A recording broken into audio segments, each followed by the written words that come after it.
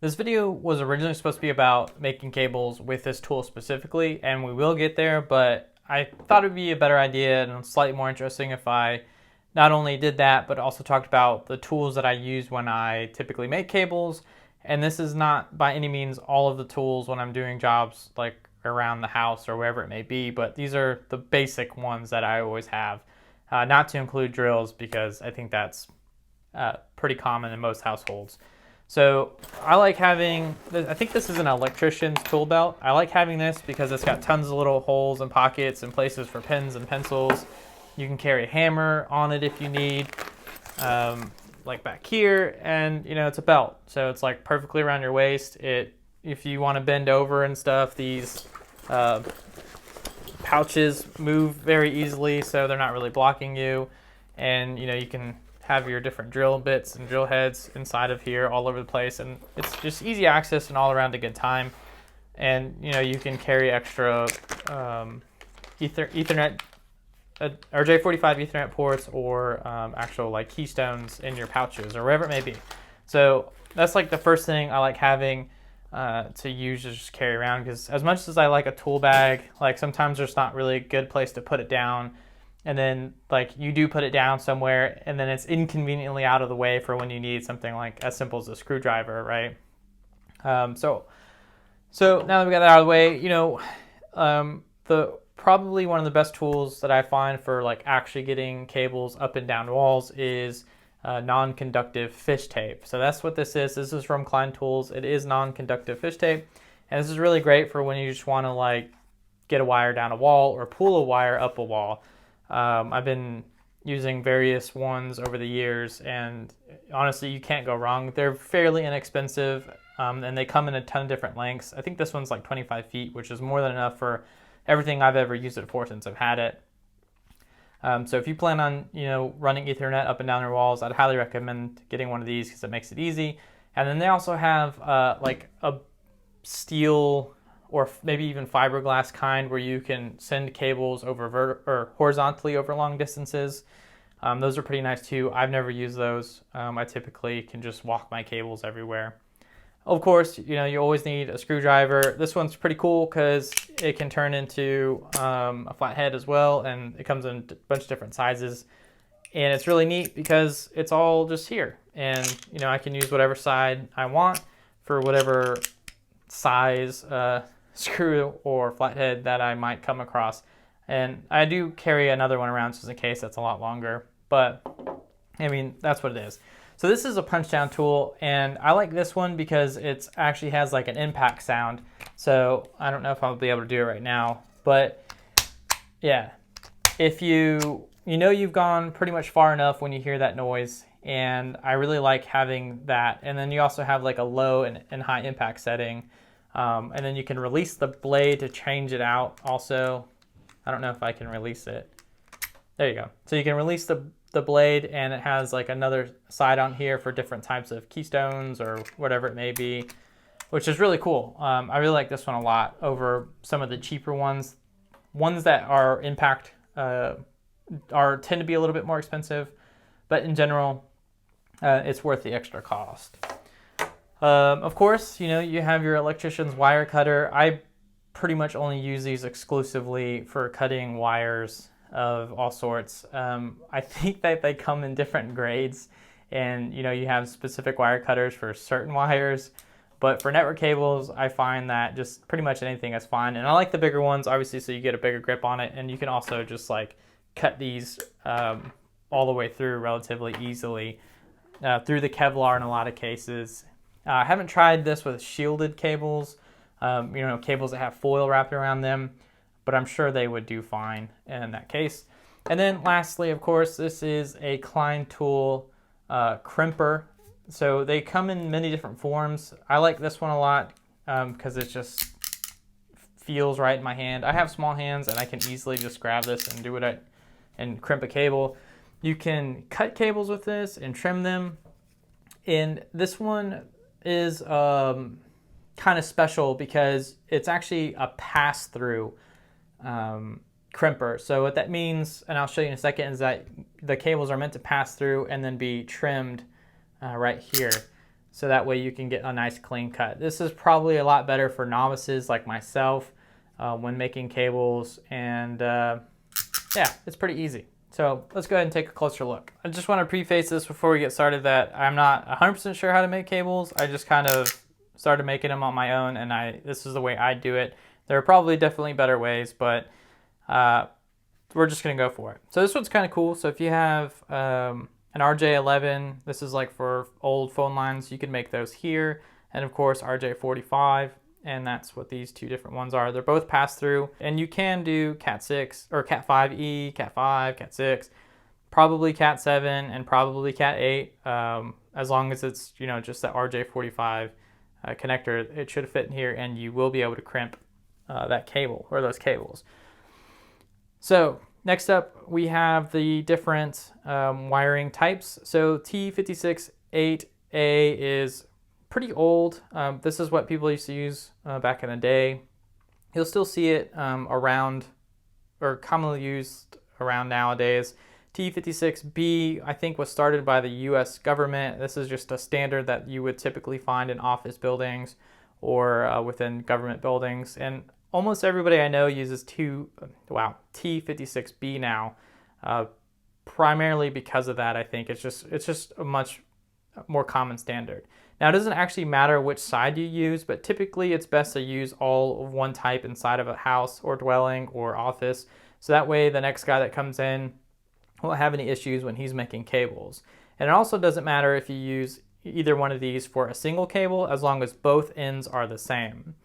Both need to be either A or B. You can't do B and then A on either end. They have to be the same. So I'm going to show you guys how to do B today. And this is kind of weird to think about how to do, because you're like, well, which one do I use? Like, how should this look? And I'm pretty sure that the coloring is, so if you have the, you know what, I'll just show you.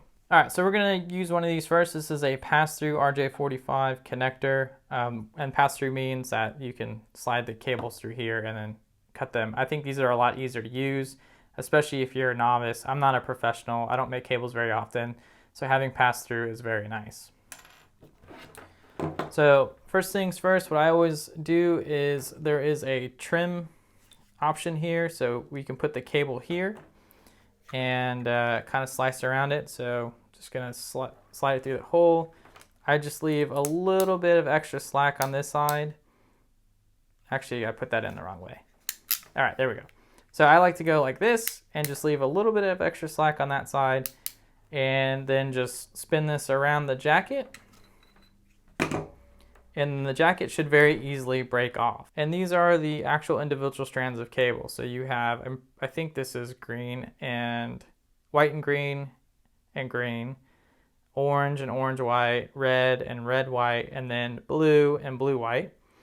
What's nice about this cable is you have a rip cord. So I've never used these ever before in my life. People love having these, but with a rip cord you can just pull down on the jacket, which I can't do because I'm a weakling. Anyway, normally you would pull down and it would rip the jacket, and you could manipulate the jacket more if you needed. I never use this. This inside piece of plastic is to help provide some dexterity to the cable, and that way, like, if you bend this cable too much, it won't actually damage the individual wires in here. So first things first, we're going to use our wire cutting tool and just cut all this away. I cut them away separately instead of all together, and I like to get as close as I can when making my cuts. All right, cool. Now we're just going to untwist these. There are lots of different methods to untwist these that I've seen people employ. Honestly, I have no trouble just untwisting them with my hand, as you can see. Some of these strands like this are a little bit more difficult to untwist, but again, for me, it's pretty easy. And one of the other things that people like to do is separate the like a strand, and then just use this the jacket that they just did to undo the strand by pushing down like so. But I don't ever do that. So the way I like to make my cables is basically upside down. So it'll be from left to right, and I think you always start with orange white. So we can go back here and refer to our legend. And yep, orange, white, orange, green, white, blue, blue, white, green, red, white, red. So that's what we need to do. And so if we're looking at this, we're actually going to do the inverse. So my orange is going to go on the far left. And the reason for that is when you twist it over, the orange will actually be on the far right, and that will be correct. But it's really hard to see the cables from the top. Like you can't see the colors very well, so I always start from left to right. And my orange white always goes on the left, and I can see that pretty easily through the clearness of the plastic. All right, so we need to find our cables. Now, Monoprice actually does a pretty bad job of making sure that these cables are easily identifiable. Like the colors are kind of hard to see. I think even for you guys now, it's pretty difficult. Like this one is definitely red and this is green, but they look very similar. So I always try to make sure not to get these mixed up because this could be green, white, and actually I'm not sure. So I'm actually not 100% sure myself. Like, see how this can easily be confused with green? It's really hard to tell even on camera. So anyway, like I try really hard not to get these mixed up when I'm undoing them, so I know for sure that they are correct.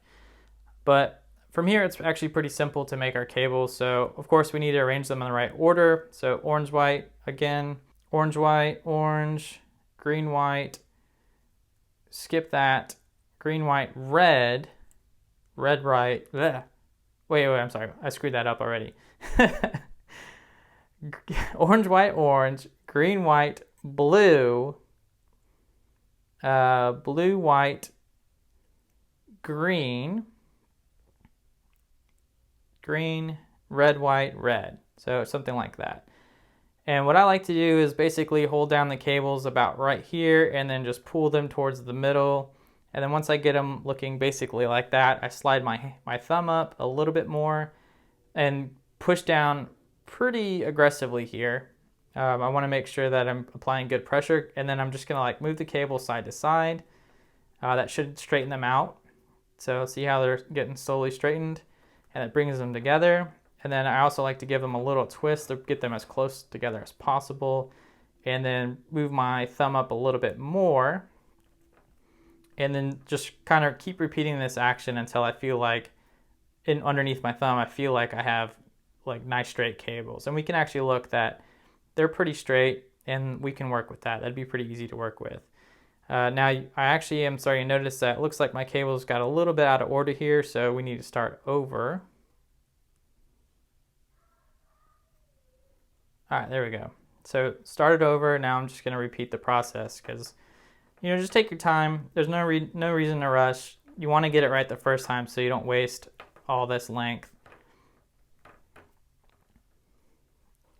All right, so that looks pretty good to me. I think we can work with that. So let's go ahead and give this a little cut.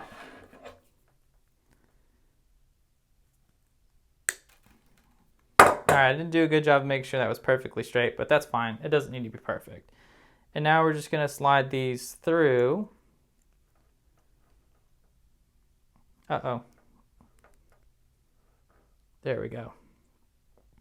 So this is why I like pass-through so much.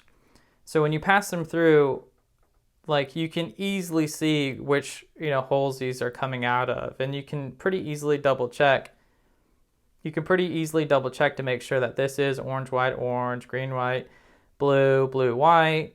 It's probably hard to tell for you guys, but that's blue, white, green, red, white, red. So that is exactly how it needs to be done, just like that. Now we need to crimp it. So, and with this tool, it's made very, very simple. So you put that into the RJ45 slot here, and then you see where it says trim, and here's all our excess cable. Just gonna crimp down, all that extra cable comes off, and boom, we have made a cable. Very simple. We could double check this if we wanted, but I'm pretty confident. And they also sell wire testers, but I've literally never used them. I don't even own one. I typically always wait till the last minute to find out if these are working or not, which is really the bad way to do it, but you know, it works out for me. And that's how you use the Klien tool pass-through crimper. Pretty simple. So now, how do you use the punch down?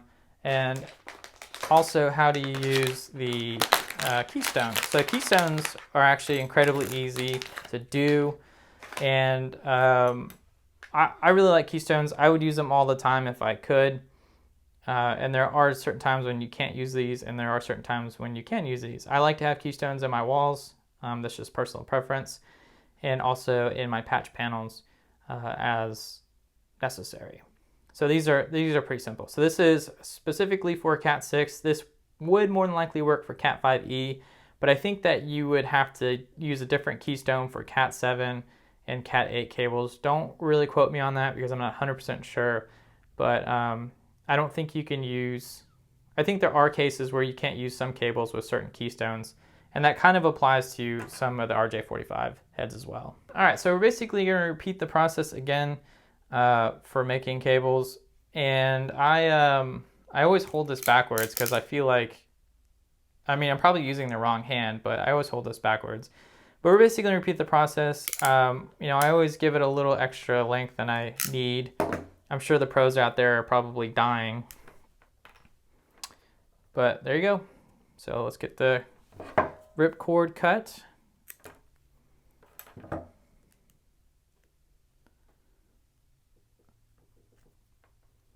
Got that spaced out. Let's get our plastic spine cut. You want to be very careful because these are very easy to cut pretty often. And with a tool like this, it makes it pretty easy not to overcut the jacket, because a lot of tools that I've used in the past, if you cut too deep, you'll actually cut these in here and then you'll get a bad connection. But that tool's, I have yet to cut too deep with that. Now we're going to undo our strands again, our individual pairs. And we're going to do the same thing that we did like with the other end of this cable. So we did B, so we're going to follow the B pattern here. So B is on bottom, so we just, these are really simple. You just need to put the right colors with the right side. So B's on bottom, so orange, white, orange is going to go on the top, and green, white, green is going to go on bottom, and that's pretty much, that's really easy, self-explanatory, I think. But nonetheless, it's important to see, just in case, especially if you've never done this before, because it can be a little scary. All right, so we'll turn it this way because that's kind of how my cables naturally line up. Sometimes getting this to like stand firm is a little difficult, but with a little perseverance, you can just shove them down in there and they'll just kind of hold themselves.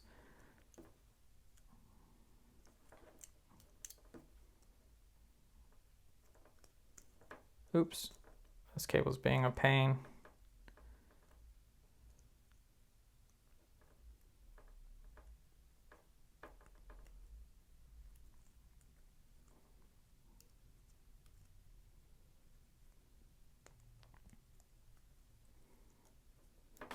Okay, so then green is on the other side and orange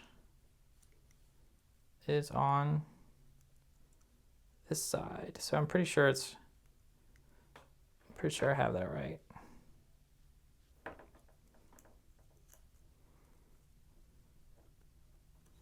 Cool. So there you go. Pretty simple. Now it's time to punch down. So with the punch down tool, you have this little tooth right here, and this is what will actually cut the wire from the rest of the cable. So just keep that in mind when you're punching down.